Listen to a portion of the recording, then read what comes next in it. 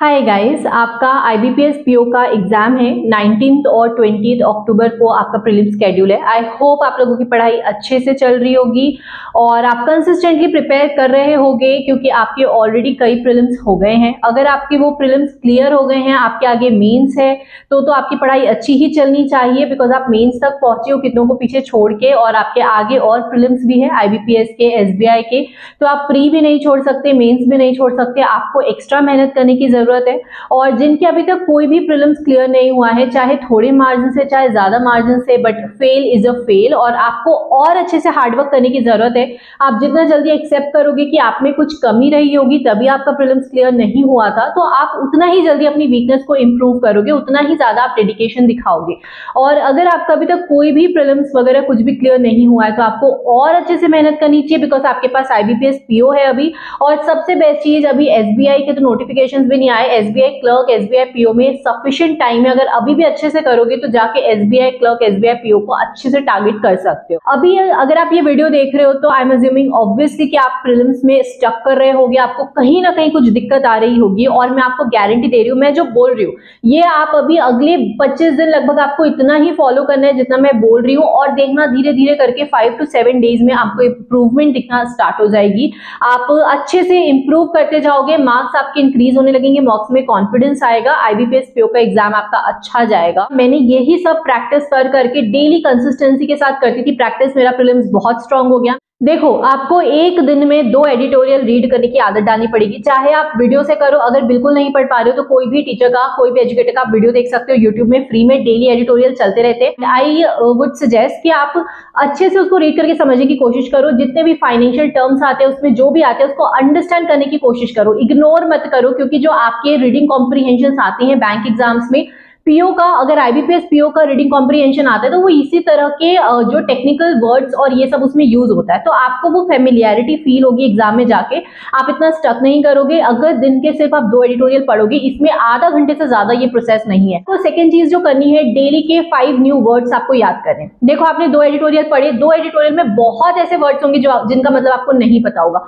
उनमें से आप कोई भी 5 सेलेक्ट कर लो। एकदम कॉम्प्लिकेटेड वालों को इग्नोर कर दो, वो एग्जाम्स में नहीं आते, लेकिन जो रेगुलर के वर्ड्स है वो एडिटोरियल्स में से ही एग्जाम में पूछा जाता है। डेली के मिनिमम, मैं से एकदम बेयर मिनिमम चीजें आपको बता रही हूँ, और इतना करने से ही आपका प्रीलिम्स इतना इंप्रूव हो जाएगा कि आप जाके क्रैक कर लो, क्योंकि आईबीपीएस पीओ की इतनी कट ऑफ नहीं जाती है, ठीक है, 50s में जाती है। एंड आई नो कुछ लोगों के लिए वो भी कट ऑफ बहुत ज्यादा होगी, लेकिन आप विद टाइम यार आपको इंप्रूव तो करना पड़ेगा, एग्जाम निकालना है तो। इसके अलावा हम डेली के 5 न्यू रूल्स पढ़ेंगे ग्रामर के। देखो, अगर आपका बेसिक ग्रामर क्लियर है, आपको पता है नाउन, प्रोनाउन, एडवर्ब, एडजेक्टिव ये सब क्या होता है, तो आपका काम चल जाएगा। आपको कुछ भी इतना ज्यादा डिटेल में इसमें आता नहीं अपने बैंक एग्जाम्स में। आपको सिर्फ क्या करना है, निमिषा मैम की जो 120 रूल्स है ग्रामर की, वही पढ़नी है। इसके आगे वो मोर देन सफिशिएंट रहेगा। आप चाहो तो मैम का जो 11-12 घंटे का क्लास है यूट्यूब में फ्री ऑफ कॉस्ट पढ़ा है, राइट। तो आपको डेली के 5 रूल्स ही देखने, एग्जाम तक डेफिनेटली आपके पूरे रूल्स कवर हो जाएंगे। और हम सिर्फ यहाँ पे रूल्स को पढ़ेंगे नहीं, डेली के 5 से 10 क्वेश्चन एरर डिटेक्शन के भी लगाना, ठीक है, कहीं से भी लगा सकते हो आप, मॉक से लगाओ, सेक्शन मॉक से लगाओ, क्विजेस से लगाओ। गाइडली का पीडीएफ बंडल है आपके पास तो वो बेस्ट है, मैं बता रही हूँ। मैंने मेंस का लिया है, मैं मेंस का डेली प्रैक्टिस वहीं से कर रही हूँ, तो आप प्रीलिम्स प्लस मेंस पूरा कंबाइन ले सकते हो अगर आपके पास प्रीलिम्स आपको चाहिए और नहीं है तो, क्योंकि डेली प्रैक्टिस वहां से बेस्ट है। आप डे वाइज जो डेली वहां से प्रैक्टिस करोगे वहीं पे आपको हर तरह के क्वेश्चंस मिल जाएंगे, जो भी मैं बोल रही हूँ, एरर डिटेक्शन हो गया, आगे मैं जो भी बोलूंगी आपको प्रैक्टिस करने के लिए, वो सब आपको वहीं मिल जाएगा। और अभी उनका ऑफर चल रहा है, लिंक आपको डिस्क्रिप्शन में मिल जाएगा, कोड आप मेरा लगा लेना SAVE12, तो आपको एक्स्ट्रा ऑफ मिल जाएगा। बहुत लोगों को ना गाइडली का लेवल एग्जाम से थोड़ा ऊपर लगता है, तो ऑब्वियस है अगर आप ऊपर लेवल की प्रैक्टिस करोगे तभी चांसेस है कि आपका एग्जाम स्मूथली क्रैक हो जाए। 5 to 10 क्वेश्चंस एरर डिटेक्शन के भी प्रैक्टिस करेंगे, क्योंकि प्रीलिम्स में 5 क्वेश्चन एरर डिटेक्शन का आता है, और 5 में से 5 बने ये जरूरी नहीं है, लेकिन 2 या 3 भी आप बना लोगे तो 3 नंबर वहां पे आप गेन कर लोगे। ऑल्सो जो रूल्स आपको पढ़ना है, आप अगर ऑलरेडी आप पढ़ सकते हो खुद से तो आप खुद से भी पढ़ सकते हो, मैम की बुक भी आती है, और बुक का फ्री पीडीएफ का लिंक मैंने अपने टेलीग्राम में डाला हुआ है, तो आप मेरा टेलीग्राम ज्वाइन कर लेना। लिंक उसका भी डिस्क्रिप्शन में मिल जाएगा आपको। वहां से फाइल सेक्शन में जाओगे तो आपको 120 रूल्स ग्रामर्स की पीडीएफ मिल जाएगी। इसके अलावा हम प्रैक्टिस करेंगे डेली के कम से कम 3 पैराजंबल, ठीक है। पूरा पैसेज वाला जो होता है, पूरा जो सेंटेंस रीअरेंजमेंट होता है वो आपको करना है, कम से कम 3 क्वेश्चन, 3 अलग अलग पैराजंबल आपको वो करने हैं ताकि आपका उसमें बने। कभी कभी एग्जाम में कई शिफ्ट्स में आता है पैराजंबल, डायरेक्ट 5 क्वेश्चन उसके आते हैं, और कुछ नहीं तो उसमें से फर्स्ट लाइन हो गया या कंक्लूजन एंड लाइन हो गया, ये सब फिगर आउट करना भी सीख गए ना तो वहां से 2 या 3 नंबर आपके श्योर शॉट निकल जाएंगे। आपको पूरा आपको करेक्ट सीक्वेंस में आप अरेंज करो ये मैंडेटरी नहीं है, लेकिन उसकी प्रैक्टिस करना जरूरी है, वो आपको करना है।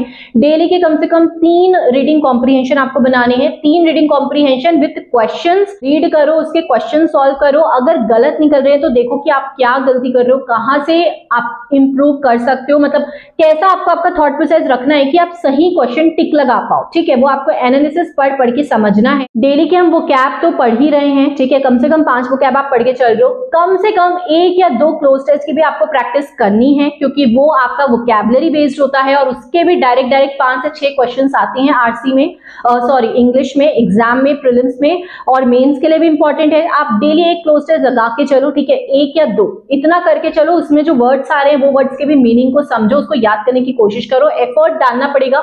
बिना याद किए चीजें याद नहीं होंगी, आपको लगेगा विद प्रैक्टिस धीरे धीरे आ जाएगा। जो चीजें रिटेन करने की है उनमें आपको रिटेन करने की मेहनत डालनी पड़ेगी ना। आपको इंग्लिश में करना है, इंग्लिश में अगर इतना करोगे तो out of 30 marks I am assuming आप 15 प्लस इजीली निकाल लोगे, और 15 प्लस पीओ के प्रीलिम्स में अच्छे मार्क्स है। 18, 19 अगर आपके इतने मार्क्स आ रहे हैं प्रीलिम्स में सही है, क्योंकि बाकी क्वांट और रीजनिंग हम निकालेंगे और इतना ज्यादा इजी नहीं आता एग्जाम का लेवल कि आप बहुत अच्छे मार्क्स ले आओ, लेकिन 15 to 20 के रेंज में भी आपके मार्क्स आ रहे हैं तो सही वो आपके प्री क्रैक करा सकते हैं। इसके बाद हमको क्या करनी है, स्पीड मैथ्स हो गया, कैलकुलेशन, डेली के स्क्वायर्स, क्यूब्स, मल्टीप्लिकेशन, ये सारी जो चीजें हैं आपका जो कैलकुलेशन बिल्ड करती है इसकी प्रैक्टिस आपको डेली करनी है। ये तो आप स्किप कर ही नहीं सकते। डायरेक्ट 10 से कभी कभी 11-12 क्वेश्चंस भी आ जाते हैं इसके, ठीक है। और डीआई भी जो है इसी से इंटरलिंक है क्योंकि डीआई में भी कैलकुलेशन का ही यूज है। डीआई में और कोई कॉन्सेप्ट यूज नहीं होता, percent to ratio percent, calculation, यही सारा चीज यूज होता है। तो आपको ये करना है बिकॉज यहाँ पे एक आध क्वेश्चन फंसाने वाला देता है एग्जाम में, लेकिन उसके अलावा बाकी सारे डुएबल होते हैं, आप आराम से मार्क्स निकाल लोगे।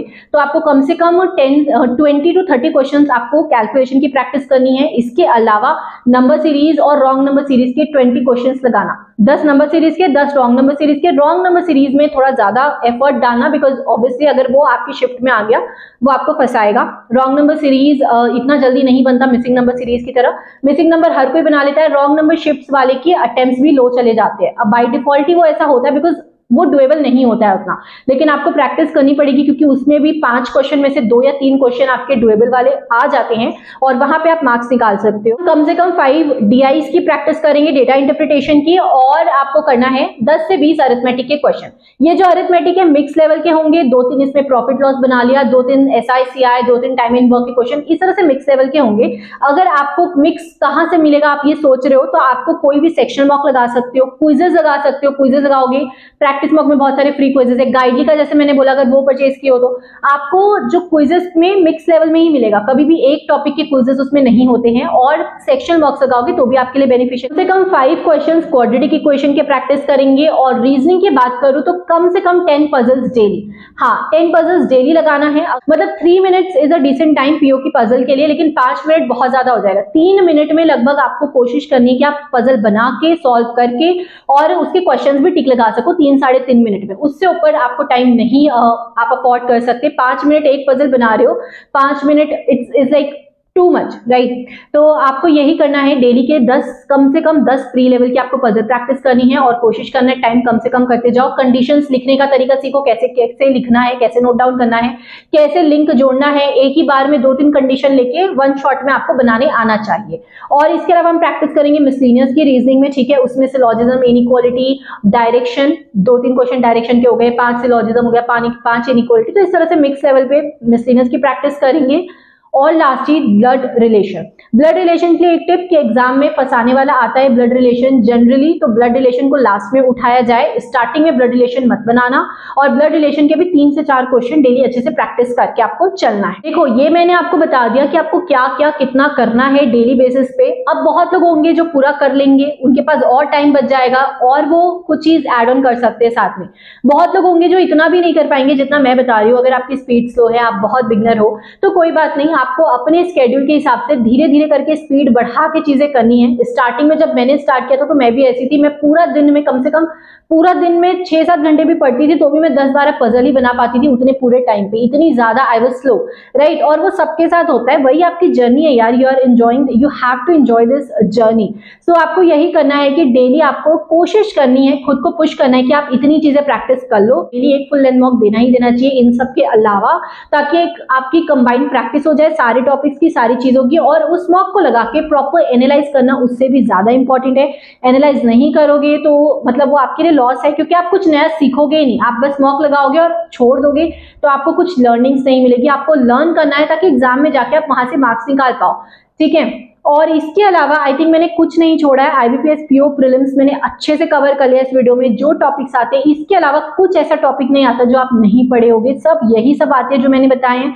इतनी प्रैक्टिस कर रहे हो तो मोर देन सफिशिएंट है। मेहनत हर चीज में लगती है, बस लगे रहो, don't give up on yourself and you will win it one day, right. Trust me when I say this, and कोई डाउट है तो please comment below. Will meet you the next video. Thank you.